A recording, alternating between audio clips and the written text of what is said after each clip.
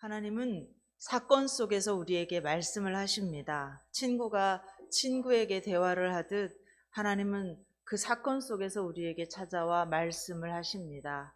아브라함에게 대화하셨던 것처럼, 모세에게 대화하셨던 것처럼 우리 주변에서 일어나는 모든 일 속에서 하나님은 우리와 이야기하고 싶어 하십니다. 때로는 의문점을 갖게도 만들고 때로는 고민도 하게 하십니다. 그 모든 과정에서 하나님은 우리에게 말씀을 하고 계십니다. 오늘 본문에서도 바리새인들이 예수님을 옴짝달싹 못하도록 하는 올가미를 가지고 왔지만 예수님은 그 일을 통해서 하나님의 백성들에게 말씀하시고 싶은 것이 있으셨습니다. 오늘 본문의 말씀을 같이 읽어보았지만 사실은 이 말씀이 굉장히 어려운 말씀입니다. 표면적인 의미는 쉽지만 그 속에는 더 깊은 창조주 하나님의 숨은 뜻이 담겨져 있습니다. 그래서 이 당시 사람들이 이 깊은 뜻까지 알아들었을까? 제자들이 예수님의 그 깊은 뜻을 알아들었을까? 유추를 해보면 알아듣지 못했습니다. 지금 우리는 십자가의 사건을 알고 믿고 있어도 이 말씀을 더 이상 깨달을 수가 없습니다. 우리는 오늘 본문을 읽으면서 예수님은 정말 말씀을 잘하는 달변가구나 정도로 이해하고 넘어가고는 합니다. 더 깊은 뜻이 뭐가 있지? 잘 모른다는 것입니다. 그러나 하나님의 말씀은 일단 들어둬야 합니다. 내가 언제 그런 말씀을 들은 적이 있었나 싶을 정도로 시간이 흘러도 어떤 사건을 만났을 때 성령 하나님께서는 이 말씀이 생각나게 하시고 드디어 깨닫고 힘을 얻게 하시는 것입니다. 제가 형산 강변을 따라서 효자 쪽으로 내려가는 길에 늘 이상하게 생각했던 음식점 이름이 하나 있습니다. 음식점 이름이 도입니다. 도레미파솔라시도 할 때 도인가?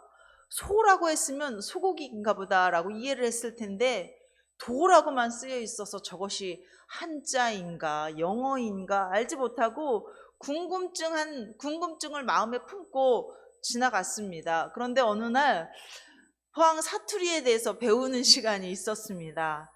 포항 사투리에는 도가라는 말이 있습니다. 여러분, 도가가 무슨 뜻인지 아십니까? 도가 하면 달라는 뜻입니다. 그런데 친구들끼리 이 도가라는 말을 더 강력하게 짧게 말할 때는 뭐라고 하는지 아십니까? 도! 이렇게 말하는 것입니다. 그래서 음식점 이름이 바로 이 도구나. 제가 한번 보고 이상하다 생각하고 지나갔지만 시간이 한참 흐른 뒤에 드디어 깨닫게 된 것입니다. 마태 역시 오늘 본문의 이 사건의 현장에서는 예수님께서 어떤 깊은 뜻을 가지고 말씀하셨는지 알 수 없었습니다. 그러다가 어느 순간 자신의 일상에서 어떤 일을 겪을 때 성령 하나님께서 그때 그 말씀이 딱 생각나게 해주셔서 바로 그 말씀이 이런 뜻이었구나 라고 은혜를 받아서 이렇게 잊지 않고 마태복음에 기록을 하고 있는 것입니다. 때문에 하나님의 말씀은 일단 알아듣지 못하든지 간에 많이 들어두셔야 합니다. 예배의 자리에서도 들어두셔야 하고 성경을 읽으면서도 눈으로 봐두어야 합니다. 그래야 내 일상의 사건에서 어떤 일을 만났을 때 성령 하나님께서 생각나게 해주시는 것입니다. 자, 15절 말씀을 다시 한번 읽어보겠습니다. 같이 읽겠습니다. 이에 바리새인들이 가서 어떻게 하면 예수를 말의 올무에 걸리게 할까 상의하고 아멘. 바리새인들의 관심사는 예수님이 누구인가라는 것에 있지 않고 어떻게 하면 예수님을 쓰러뜨릴까에 있었습니다. 이런 선입견을 가진 사람하고는 참 마음을 터놓기가 어렵습니다. 적어도 지금 내가 싸우려고 하는 저 사람이 어떤 사람인가 정도는 알아봐야 하지 않겠습니까? 바리새인들은 예수님을 볼 때 그분이 누구이든지 간에 싸워서 넘어뜨리려고 하는 대상으로만 보는 것입니다. 그러나 아무리 해도 예수님을 넘어뜨리지 못하자 교활한 방법을 생각해냈습니다. 바리새인들은 원래 교활한 사람들이 아니었습니다. 남들보다 더 하나님을 잘 믿고 싶어서 애를 쓰던 사람들입니다. 좀 더 구별되게, 좀 더 정성을 들여서 하나님을 잘 섬겨야겠다 애를 쓰던 사람들인데, 예수님을 이겨보겠다는 생각에 자기들도 모르게 교활한 방법을 쓰고 있는 것입니다. 그러고 보면 이 세상에 교활한 방법을 쓰는 사람들이 따로 정해져 있는 것이 아닙니다. 이 세상에 천사는 없는 법입니다. 아니, 천사는 있는데 천사 같은 사람은 없는 법입니다. 우리도 조금만 오해가 있으면 배신감을 느끼고, 그러면 화가 나서 상대방에게 얼굴빛이 확 변하지 않습니까? 바리새인들은 자신들의 제자와 헤롯 당원들을 함께 예수님께 보냈습니다. 이 두 무리는 물과 기름입니다. 서로 절대로 함께 어깨를 마주하고 갈 수 있는 상대가 아닙니다. 바리새인들은 이 땅을 점령하고 있는 로마 정부에 대하여 반대의 의견을 가지고 있는 반로마주의 성격을 가지고 있는 사람들이고, 헤롯 당은 왕의 임명권을 가지고 있는 로마 황제에 빌붙어서 로마 정부를 지지하는 친로마주의자들이었습니다. 그런데 알고 보니 이 두 무리에게 예수님이 공공의 적인 것입니다. 그래서 전혀 어울리지 않는 이 두 무리가 예수님을 말의 올무에 걸어서 넘어뜨리고자 하룻밤 만에 친구가 되어서 예수님께 오고 있는 것입니다. 16절 말씀도 같이 읽겠습니다. 자기 제자들을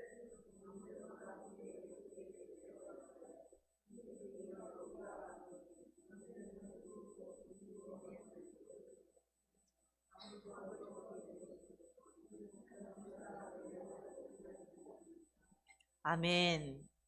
선생님이요, 이 호칭은 겉으로는 굉장히 예의를 갖춘 호칭입니다. 게다가 그 뒤에 붙이는 말을 보면 칭찬이 철철 넘칩니다. 우리가 아노니 당신은 참되시고 진리로 하나님의 도를 가르치시고 아무도 꺼리끼지 않으시고 모든 사람을 외모로 대하지 않으시니, 예수님에 대해서 칭찬을 늘어놓고 있습니다. 참 인간의 모습이 이렇습니다. 속으로는 칼을 품고 있으면서도 겉으로는 감언이설을 늘어놓는 것이, 이것이 원죄의 속성을 품고 있는 인간의 부끄러운 민낯입니다. 그러므로 성도는 칭찬의 말을 많이 하고 살아야 되고, 또 칭찬도 많이 받고 살아야 하지만 사람들의 칭찬 때문에 마음이 크게 흔들려서는 안 되는 것입니다. 17절 말씀도 같이 읽겠습니다. 같이 읽습니다. 그러면 당신의 생각에는 어떠한지 우리에게 이르소서. 가이사에게 세금을 바치는 것이 옳으니까 옳지 아니하니까 하니, 예수께서 그들의 악함을 아시고 이르시되 외식하는 자들아 어찌하여 나를 시험하느냐. 아멘. 세금 문제는 당시 굉장히 민감한 문제였습니다. 로마인들이 강요하는 세금의 종류가 엄청 많았지만 세 가지로 분류가 됩니다. 첫째는 토지세입니다. 누구나 로마 정부의 곡물의 10분의 1과 자기가 생산한 기름, 포도주 같은 것들의 5분의 1에 해당하는 세금을 내야 했습니다. 또 두 번째는 소득세입니다. 개인의 수입의 100분의 1을 무조건 세금으로 바쳐야 합니다. 세 번째는 인도세입니다. 14세에서 65세까지 모든 남자, 모든 여자는 인도세를 내야 하는 것입니다. 유대인들은 이러한 과도한 세금 때문에 생활을 제대로 할 수가 없었습니다. 그래서 만약 예수님께서 가이사에게 세금을 바치는 것이 옳다라고 대답을 하시면 바리새인들의 입장에서는 예수님을 종교법에 걸어서 넘어뜨릴 수가 있습니다. 반대로 세금을 바쳐서는 안 된다라고 하시면 예수님은 정치범으로 걸리는 것입니다. 세금을 걷는 주체가 로마 정부이기 때문에 로마 당국에 대한 반란군이 되는 것입니다. 그래서 이 질문은 이렇게 대답을 해도 올무에 걸리고 저렇게 대답을 해도 올무에 걸리는 질문입니다. 꼼짝 못하고 걸리게 되어 있는 질문을 만들어서 예수님께 온 것입니다. 그러면서 아예 양쪽 측에 확실한 증인까지 세우고자 바리새인들과 헤롯 당원들이 전혀 동행할 수 없는 이 두 무리가 같이 예수님께 온 것입니다. 그들은 침이 마를 정도로 예수님을 칭찬하고 나서 우리는 진짜 예수님을 존경하는 사람들인데 혼자서 해결하기 어려운 이 문제에 대해서 대답을 좀 해주십시오라는 자세로 묻고 있는 것입니다. 그러자 옆에 있던 사람들은 아 맞아, 나도 그게 정말 궁금했는데 가이사에게 세금을 내는 것이 맞는 것이야 안 맞는 것이야? 예수님을 궁지에 몰아넣으려고 하는 계략이라는 것을 알지도 못한 채 자기들도 그 질문에 동조를 하면서 어떤 대답이 나올지를 눈이 뚫어져라 쳐다보고 있는 것입니다. 그래서 사람들 속에 정체를 감추고 있는 원수 마귀는 사악한 웃음을 띠면서 걸려들었구나 하고 있는 것입니다. 만약 이 질문이 예수님을 올가매려는 의도가 아니라 진짜 세금 내는 것이 너무 힘들어서 가지고 온 질문이라면 예수님께서 그 방법을 주셨겠습니까? 안 주셨겠습니까? 구약이든 신약이든 하나님께서는 진실로 도움을 구하는 자들에게 항상 은혜를 베푸셨습니다. 애굽에서 10가지 재앙을 내릴 때에도 하나님 살려주세요 하면서 자기들의 가축을 들판에 내놓지 않고 울타리에 가두어둔 애굽 사람들의 가축은 하나님께서 질병을 내리지 않으셨습니다. 유대인이든 이방인이든 간에 하나님 도와주시옵소서라고 외치는, 진실로 외치는 사람은 그 누구든지 간에 도움의 방법을 주셨습니다. 예수님께서는 예수님 살려주세요라고 외치는 사람을 불쌍히 여기시면서 하늘의 창문을 열어서라도 그 어려운 상황을 헤치고 나갈 수 있는 방법을 주시는 분이라는 사실을 의심하지 마시기를 바랍니다. 그러나 오늘 본문에서 두 가지 얼굴을 가지고 온 이 사람들에게는 속지 않으셨습니다. 18절 말씀을 같이 보겠습니다. 18절, 19절, 18절 같이 읽겠습니다. 예수께서 그들의 악함을 아시고 이르시되 외식하는 자들아 어찌하여 나를 시험하느냐?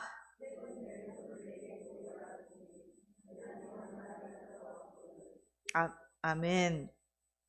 다른 복음서에는 데나리온 하나를 내게 보이라 라고만 기록이 되어 있는데 오늘 본문에서는 마태가 적은 마태복음에서는 그 돈이 세금을 낼 돈이다 라고 자세하게 기록을 하고 있습니다. 마태는 세리였습니다. 전직 세리였습니다. 세금을 받는 직업을 가진 사람이 보는 이 사건은 일반 사람들과는 달랐습니다. 마태에게 돈은 항상 세금과 연결이 되어 있었습니다.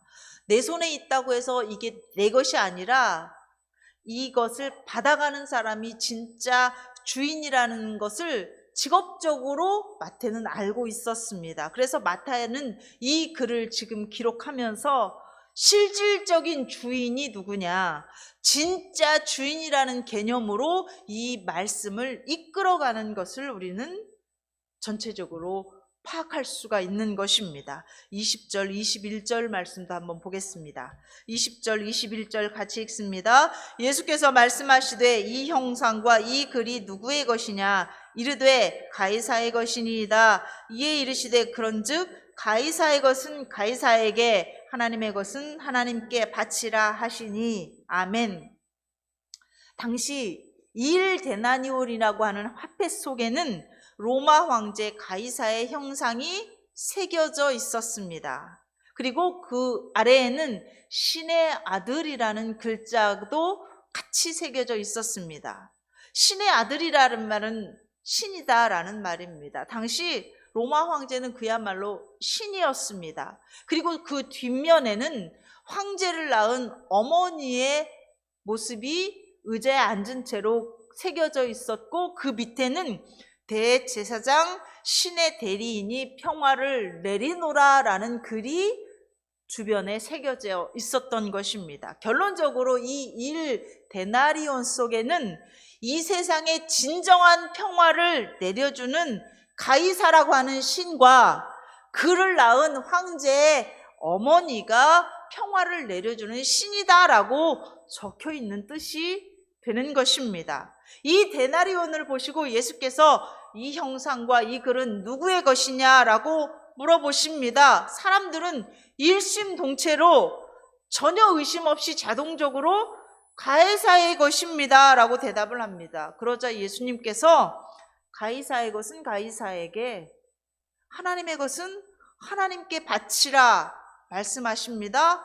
너무나도 절묘한 예수님의 대답 속에서 사람들은 아무 말도 할 수가 없었습니다. 유대인들은 하루 품삯이 1데나리온이었습니다. 그러니까 유대인의 생활 속에서 거래되고 있는 이 화폐는 로마 제국에서 발행한 화폐였습니다. 그것은 로마 제국의 지배권을 의미하고 있는 것입니다. 그러므로 로마 제국의 돈을 쓰고 있는 한 유대인들은 그 돈으로 월급을 받고 먹고 살고 있었기 때문에 로마 제국의 통치를 받을 의무가 있었던 것입니다. 또한 하나님의 것은 하나님께 드리라고 말씀하고 있습니다.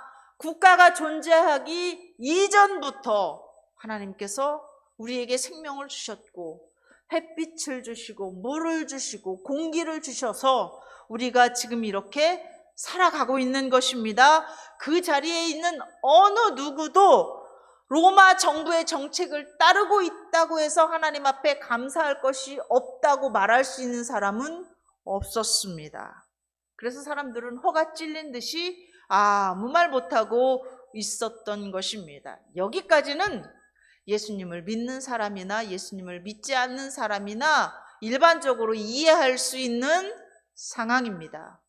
그런데 오늘 말씀은 예수님께서 악한 의도를 가진 사람들이 입도 뻥끗하지 못하도록 예수님의 말솜씨를 자랑하려고 말씀을 하신 것이 아니다는 것입니다. 예수님의 관심은 항상 자기 백성들에게 있었습니다. 바리새인들의 악한 질문을 잇는 이 현장에서도 예수님의 관심은 어디에 있었냐면 내 백성들에게 있었습니다.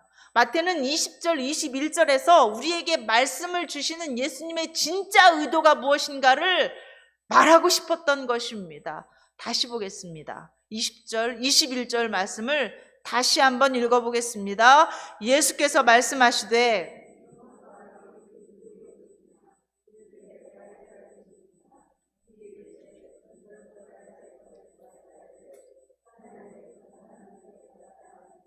아멘.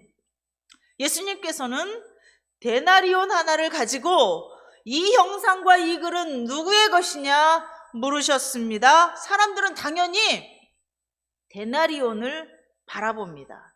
그 돈을 보고 그 속에 있는 형상을 바라보고 있습니다. 그러나 예수님은 언제나 어디서나 단 한 번도 돈에 관심을 가져보신 적이 없습니다.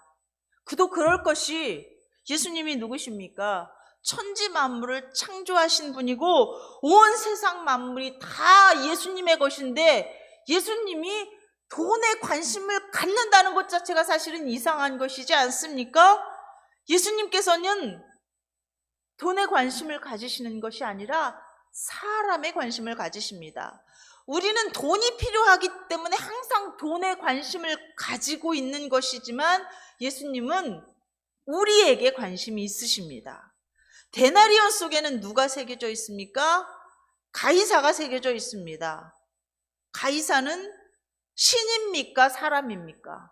그가 황제였지만 그 역시 사람입니다. 그렇다면 사람은 누구의 형상대로 창조가 되었습니까? 창세기 1장 26절 27절에 말씀하기를 하나님이 이르시되 우리의 형상을 따라 우리의 모양대로 우리가 사람을 만들고 하나님이 자기 형상 곧 하나님의 형상대로 사람을 창조하시되 남자와 여자를 창조하시니라 말씀하고 계십니다. 예수님께서는 그들이 세금으로 가져온 데나리온을 보시고 그 속에 가이사를 보시고 그 속에 가이사를 낳은 어머니를 보시는 것입니다. 가이사라는 이 남자 속에 어떤 형상이 있느냐? 가이사를 낳은 이 여자 속에는 어떤 형상이 있느냐고 물으시는 것입니다. 또 앞면에는 어떤 글자가 새겨져 있습니까? 어이없게도 가이사가 신이다라는 말씀이 새겨져 있었습니다. 또 뒷면에는 신의 대리인이고 대제사장인 여왕이 평화를 내린다는 말도 안 되는 글이 쓰여져 있는 것입니다. 여러분이 한번 대답해 보시기 바랍니다. 가이사라는 남자 속에 가이사를 낳은 여자 속에는 어떤 형상이 새겨져 있어야 하는 것입니까? 하나님의 형상대로 창조되었으니 당연히 하나님의 형상이 있어야 합니다. 그런데 죄를 지은 인류는 하나님의 형상을 잃어버리고 말았습니다. 두 번째, 가이사와 그의 어머니가 세상에 평화를 주는 것이 아니라 진짜 하나님의 아들이시고 진짜 이 세상에 평화를 주시는 분은 누구냐는 것입니다. 누구입니까? 예수님이십니다. 그런데 그 예수님을 지금 배척하고 있는 것입니다. 예수님은 지금 1데나리온이라고 하는 돈을 들고 그 속에서 사람의 이야기를 하고 계시는데 사람들은 그저 돈만 보는 것입니다.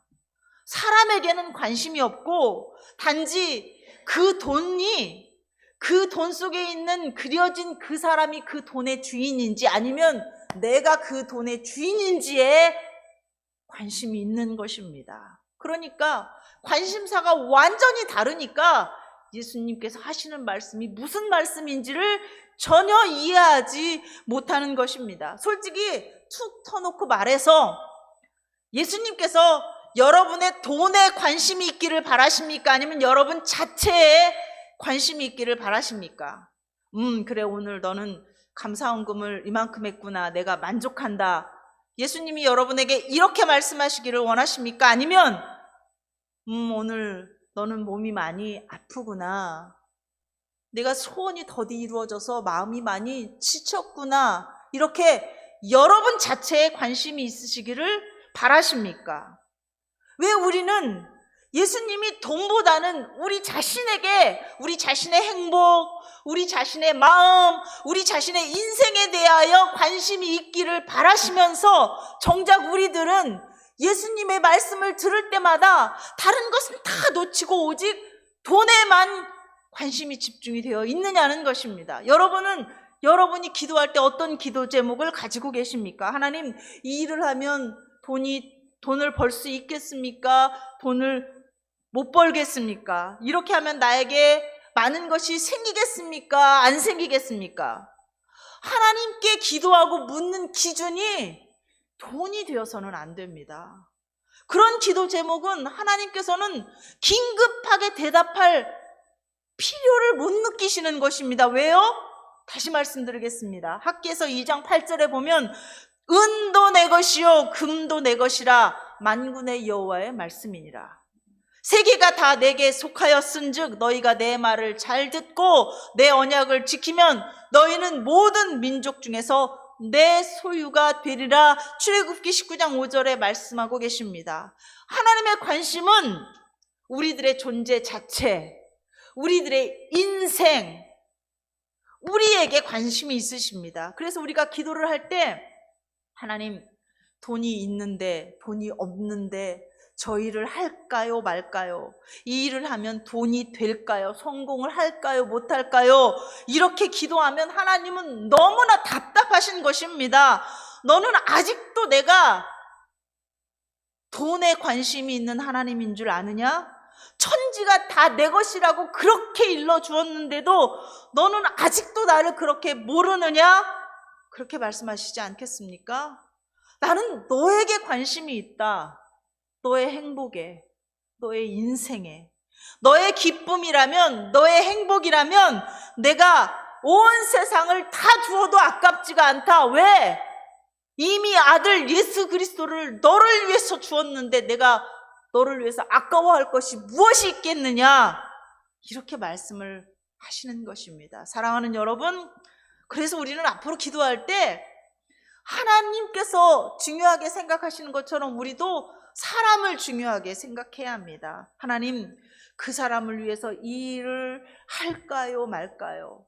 그런데 이렇게만 기도를 하면, 우리가 기도를 하면서도 혹시 이것이 세상적인 방법이라고 우리 자신이 연약하기 때문에 헷갈려 합니다. 하나님은 전혀 헷갈리지 않으시는데 기도를 하는 우리는 헷갈립니다. 그래서 좀 더 구체적으로 이렇게 기도를 하셔야 합니다. 하나님, 그 사람의 믿음을 위해서 이 일을 할까요, 말까요? 하나님, 성도들의 믿음을 위해서 이 일을 할까요, 말까요?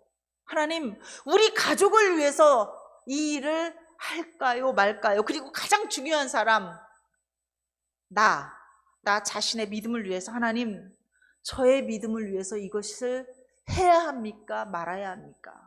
하나님께서는 우리가 중보 기도하는 다른 사람의 믿음도 중요하게 여기시지만 기도하는 기도하는 그 사람의 행복과 그 사람의 인생을 중요하게 여기십니다.